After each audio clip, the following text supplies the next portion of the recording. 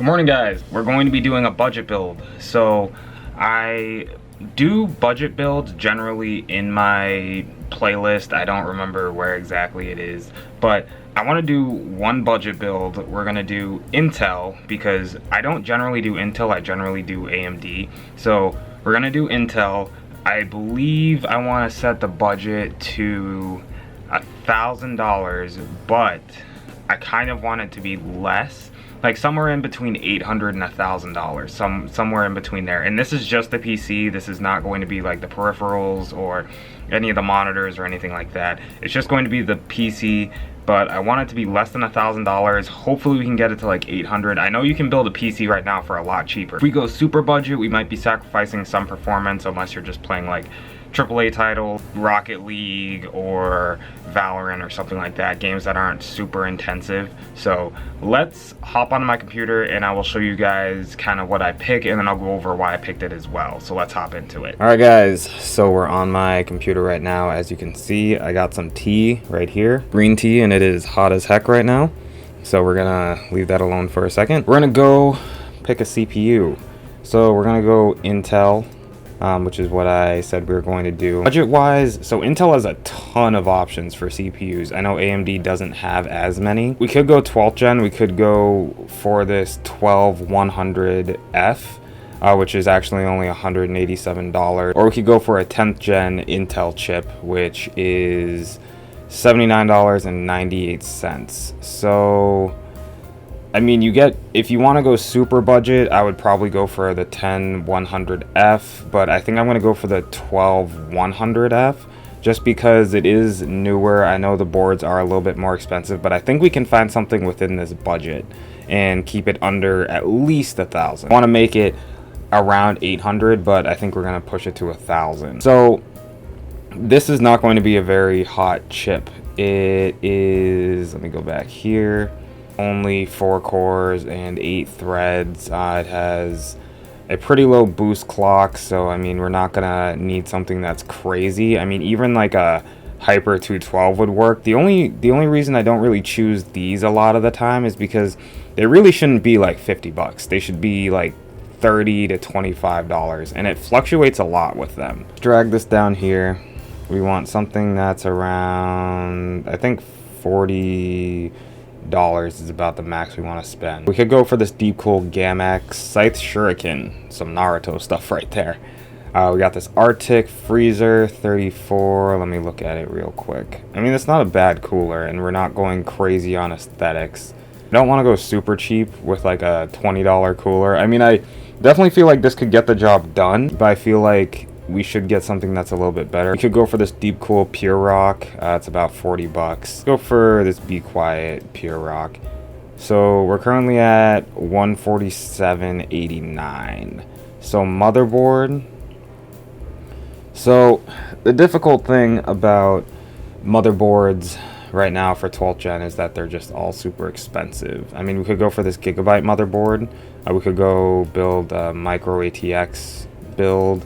It's just this board is very limited. You get, what, 2 M.2 slots? I mean, you have 4 slots for your RAM, up to 128 gigs if you want to do that. But if you're going to spend that much on RAM for a board like this, cut the RAM in half and get a better board. That being said, I think I am going to choose this board. It is on the cheaper side, and I believe it's going to hit everything that we need. We could go a little bit higher and go for this board for the MSI Pro, but I want to save some cash, so we're going to go for this Gigabyte board. So we're currently at $267.88. We're going to go to RAM or memory.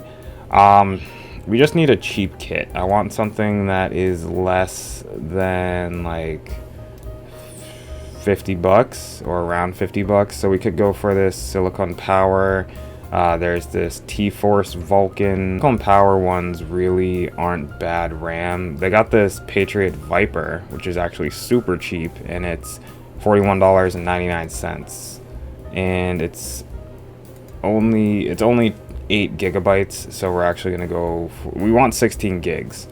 So I mean, I have no idea why someone would want to buy this right now when you could just go for 16 gigs. It doesn't really make any legitimate sense to me.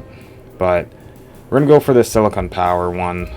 We get 16 gigs of RAM. We're currently at $322.85. So we are really good right now. Something to think about is that if you are going to build a budget PC, and if you're only playing like AAA titles, or you're playing games competitively and you're not going to be, you know, downloading tons and tons of games, you could go for 500 gigs for storage. Personally, I would never put anything less than 1 terabyte in my system, just as a baseline, just because, I mean, you want the extra storage. You don't want to end up, you know, needing more storage down the road and having to swap out drives. And it doesn't make any sense to me when you have like a 240 gig boot drive and then like a 4 terabyte hard drive. You could have just bought a 1 terabyte SSD and then you're all set. I'm thinking we're gonna probably pick this Team Group MP33, only 75 bucks, and my girlfriend actually has this in her PC, and I believe I used this in another video. So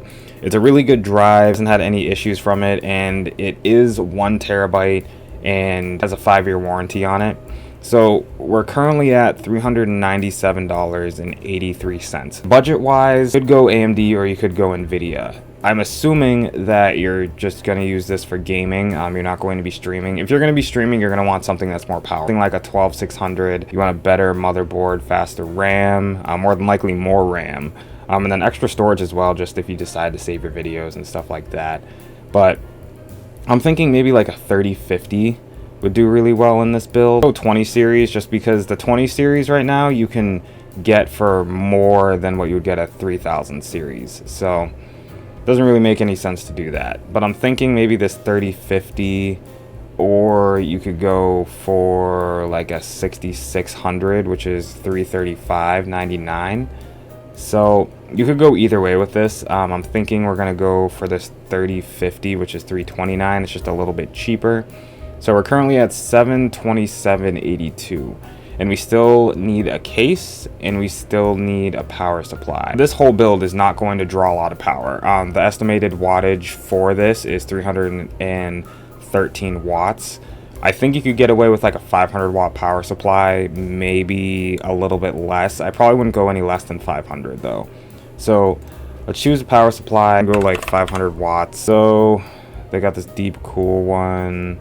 I'm thinking I want something like, I don't know, $60 or less, preferably 50. Either this EVGA or Seasonic one would work great. I'm thinking this EVGA one though. It's semi-modular and it should get the job done. Got that, so we're at $782.81. So we're gonna go a little bit over $800, but not too much.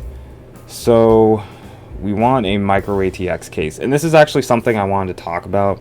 So I believe in a previous video, I'm not sure if I talked about it or not. So I see a lot of people put in their systems micro ATX motherboards in mid towers and full size cases a lot, just to save money, and there's nothing wrong with it. If you don't care about aesthetics or anything like that, go for it.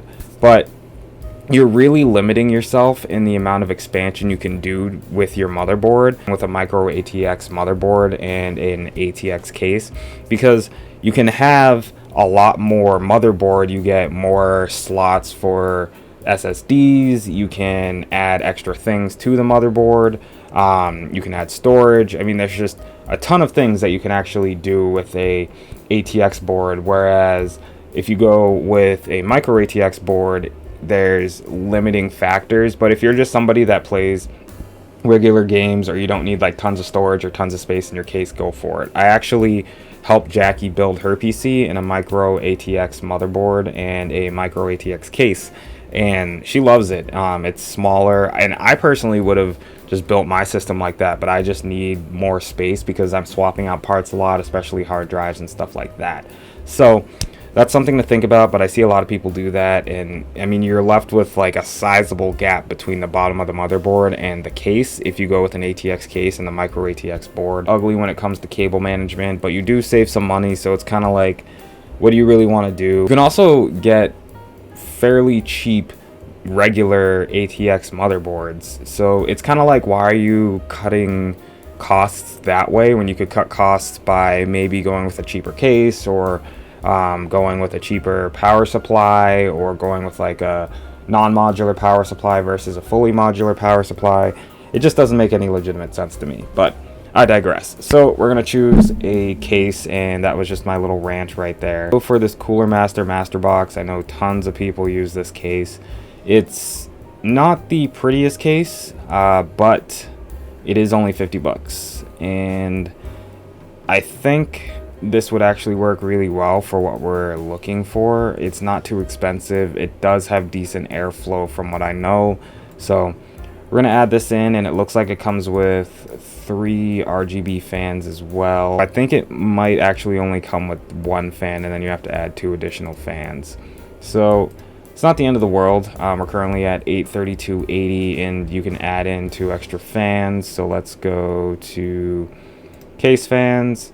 I mean, any cheap kind of fan. I mean, we could go with these Atx P12 fans. We can get 2 of those, and my one of my friends actually recommended these to me as well, so they're actually really good fans from what he says, so we can definitely get those. Right now we're sitting at $848.74. Where you could cut costs is you could go with a cheaper cooler. They had one from Atx which was I believe it was 20 bucks, so you know, you're saving an extra 20 bucks there. You could go with 500 gigs of storage. I wouldn't go any less than that because you're just going to fill it up way too fast. You could always get a cheaper CPU. I would probably buy it used if you were going to do that. You could go with like an RX 580 or a 1650 for like 200 bucks. You could do something like that, but I personally would just spend the extra cash and go with a 30 series 3050 because you get ray tracing even though it's not that great, and you can definitely play pretty much any game at high settings at 1080p. And then Cooler Master Master Box, I've heard decent things about this case. I know it is on the smaller side and there isn't a ton of room for cable management, but it is a decent case and it's only 50 bucks, so there's that. 500 watt power supply, and yeah, there's not really much to say about this. It is semi-modular, 500 watts. You could always throw in something that's bigger, like 850 watts or 750 watts if you want to go up to a different graphics card. But if you want to save money and you're only going with a 3050, 500 watts should be more than enough. And then we got 2 case fans, and then it comes with one as well.